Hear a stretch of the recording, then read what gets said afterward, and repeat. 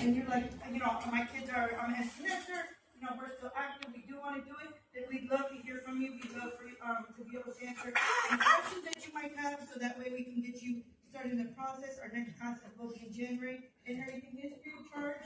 You are also able to select age group you want to work with. So if you're open to that, we'd love to hear you. But I also have some goodies and some donuts I should mention.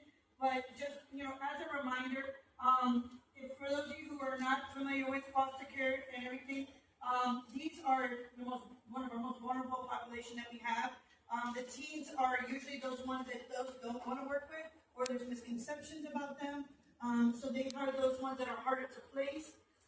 Just a quick stat, also in reference to that, 60% versus the national average of 95% of youth in foster care actually graduate from high school, or even worse than that, lower percentage actually go on to college and other technical education and extend themselves.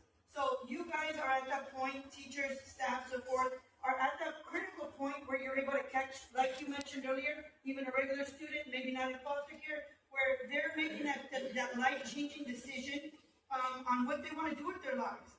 Once they turn 18, they're out. All those safeguards that we put in place, all those case managers, all those other folks, if they don't decide to actually extend themselves into what we call our transition youth services, where they can continue to get financial assistance, stuff like that, then they're basically out on their own. So these are the critical times in their lives, these 4 years leading up to that, where you're able to make the most impact in their lives. And we greatly appreciate all those who do actually step up, whether you want a mentor, whether you just see someone having an issue and you bring it to the admin's attention so they can maybe talk to the counselor or give that extra help. Once again, if you guys are able and willing to share a message, we'll greatly appreciate you. Whether it's at your youth, your group that you do socially outside, whether it's at your church, whether it's within your family.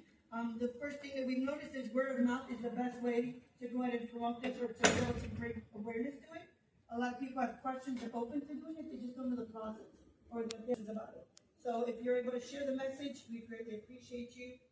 Like she said, I do have some goodies. I won't take up too much of your time, but I greatly appreciate the opportunity as always.